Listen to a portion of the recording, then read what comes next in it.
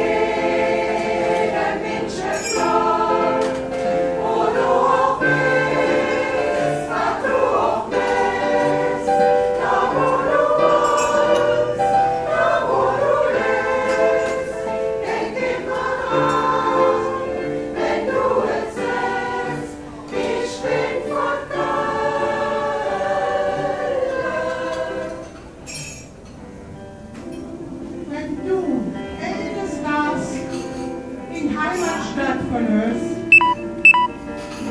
kriegst in der Welt